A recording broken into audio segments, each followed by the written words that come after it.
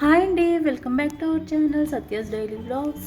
So ఇక్కడైతే నేను chicken fry అయితే చేస్తున్నాను. ముందుగా బాండీ పెట్టుకొని ఆయిల్ వేసుకొని ఉల్లిపాయలు, పచ్చిమిర్చి, కరివేపాకు బాగా ఫ్రై చేసుకోవాలి. తర్వాత 1 స్పూన్ అల్లం వెల్లుల్లి పేస్ట్ వేసుకొని పచ్చివాసన పోయేంత వరకు ఫ్రై చేసుకోవాలి. ఇందులోనే టమాటో ముక్కలు కూడా వేసుకుంటున్నాను. నేనైతే ఒక టొమాటో తీసుకున్నాను. టొమాటో వేయడం వల్ల చికెన్ ఫ్రై చాలా టేస్టీగా ఉంటుంది. ముందుగా కడిగి పెట్టుకున్న చికెన్ పీసెస్ని కూడా వేసేసి ఉప్పు పసుపు వేసుకుని బాగా కలుపుకొని వేగనివ్వాలి.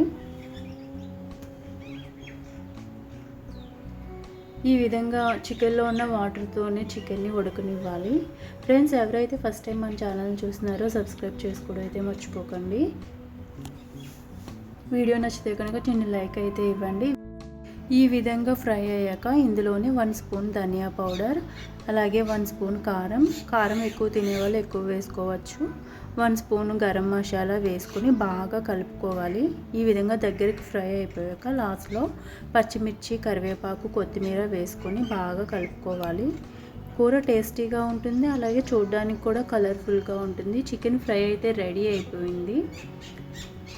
ఈ చికెన్ ఫ్రైని వేడి అన్నంలో వేసుకుని తింటే అబ్బబ్బా. ఓకే ఫ్రెండ్స్, వీడియో నచ్చితే చిన్న లైక్ అయితే ఇవ్వండి. వీడియో అయితే కంటిన్యూ అవుతుంది, చూసేయండి.